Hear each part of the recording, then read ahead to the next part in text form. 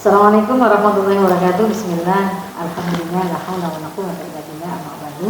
Pemirsa podcast Kurma Spensta Ramadan 1447 Hijriah dimanapun Anda berada, senang sekali saya Lulu masih menemani sahabat podcast semuanya dimanapun Anda berada masih dalam tema-tema kajian keislaman terkait dengan para tokoh muslim dunia, dan masih juga membahas terkait dengan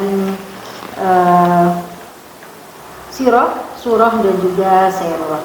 Dan kali ini kita kedatangan tamu spesial dari SDN Gapurana II.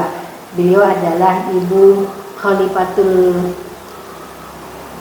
Rofiah, SPDI, salah satu guru agama di SDN Gapurana II. Kita sapa dulu pemirsa. Assalamualaikum warahmatullahi wabarakatuh. Waalaikumsalam warahmatullahi wabarakatuh. Rofiah, SPDI. Sehat ya Ibu ya? Sehat, alhamdulillah. Di Ramadan kali masih berpuasa? Alhamdulillah. Alhamdulillah masih berpuasa. Dan sahabat podcast Kurma Spensta Ramadan 1447 Hijriah, kali ini beliau akan mengisahkan atau bercerita tentang bagaimana kisah dari salah satu Wali Songo.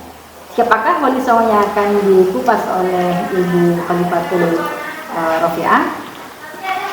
Beliau adalah Sunan Derajat. Nah, seperti apa kisah dari Sunan Derajat ini? Bagaimana sejarah perjalanan beliau? Bagaimana dakwahnya di Indonesia? Yang merupakan salah satu dari Wali Songo. Ibu Khalifatul Rofiah, silakan bisa diceritakan pada pemirsa podcast Kurma Spensta 1447 Hijriah terkait dengan bagaimana perjalanan Sunan Derajat selama masa perjuangan beliau, selama beliau berdakwah di tanah air Indonesia ini. Silakan. Iya. Terima kasih Ibu. Saya akan menceritakan sedikit tentang siapa Sunan Derajat dari Wali Songo. Sunan Derajat itu mempunyai nama asli yaitu Raden Qasim. Beliau adalah Sunan Ampel, putra dari Sunan Ampel, ya, dan adik dari Sunan Bonang. Beliau lahir di Demak pada abad ke-15. Sunan Derajat ini dikenal sebagai ulama yang pandai dalam bidang pertanian dan ekonomi. Ya. Berarti selama berdakwah juga mungkin berkaitan dengan bersinggungan dengan para petani-petani ya, masyarakat petani ya, gitu. Iya, betul. Jadi uniknya Sunan Derajat itu memiliki kemampuan dalam bidang pertanian dan perekonomian itu. Beliau menggunakan kemampuan itu untuk membantu masyarakat dan menyebarkan Islam. Iya. Jadi dalam melakukan penyebaran agama Islam kepada masyarakat waktu itu, gitu ya. Iya. Melalui pertanian, gitu ya. Melalui pertanian dan ekonomi. Iya. Kira-kira bertani apa saja itu, Bu Khalifatul? Ya, bercocok tanam. Bercocok tanam gitu ya. Terus membantu masyarakat dalam menaikkan taraf hidup ekonomi, dan juga membangun infrastruktur seperti masjid dan jalan itu.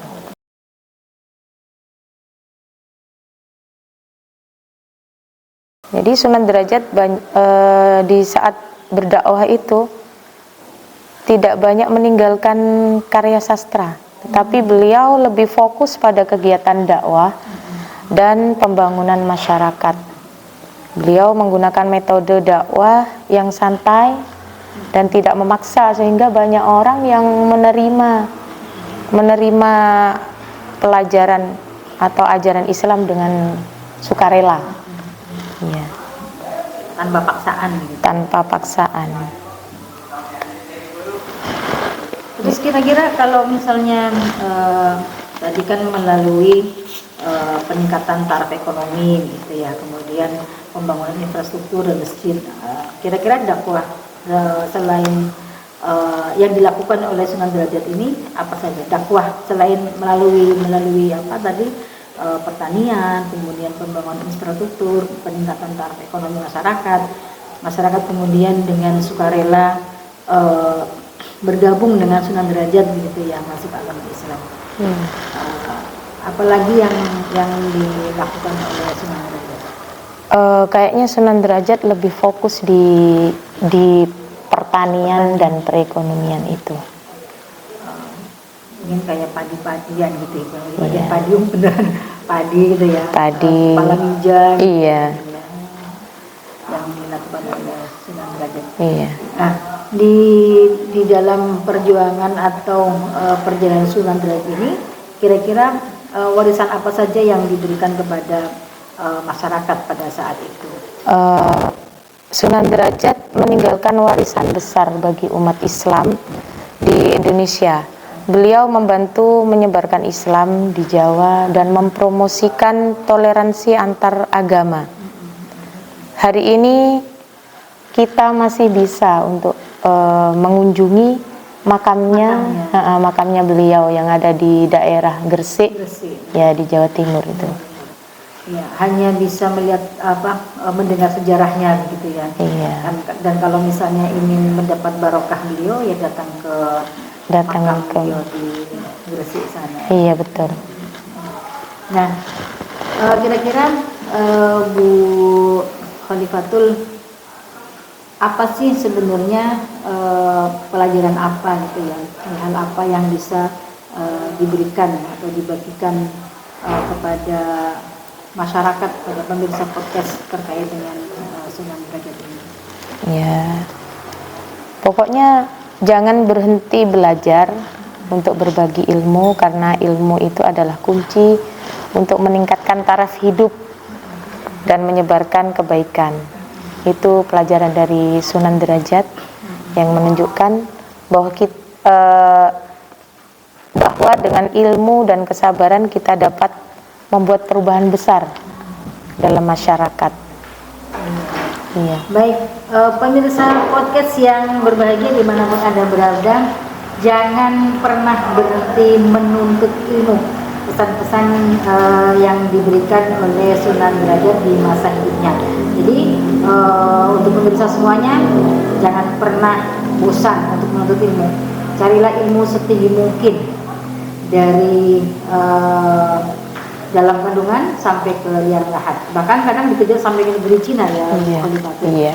Dan terima kasih Bu Khalifatul sudah hadir di acara podcast Kurmas Pesta Ramadan 1447 Hijriah yang diselenggarakan oleh SMP Negeri 1 Talang. Mudah-mudahan tahun depan kita bisa berjumpa kembali dalam episode-episode yang lebih terbaru lagi. Dan pemirsa podcast, terima kasih sudah menyimak tayangan podcast Kurmas Pesta Ramadan 1447 Hijriah. Hadir kembali, ikuti terus di podcast Pesta Kurma Ramadan setiap hari jam 5 sore. Saya dulu undur diri, akhiran walaupun muwafiq ila aqwamit thoriq. Assalamualaikum warahmatullahi wabarakatuh. Waalaikumsalam warahmatullahi wabarakatuh.